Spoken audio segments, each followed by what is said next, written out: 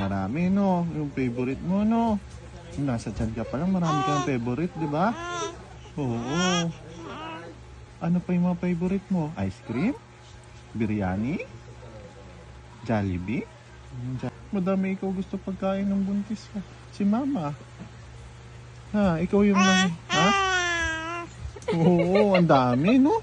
Grabe si mama. Ang taba ni mama, no? No? Ha? Gusto mo ice cream? Ibili tayo mamaya. No? Oo.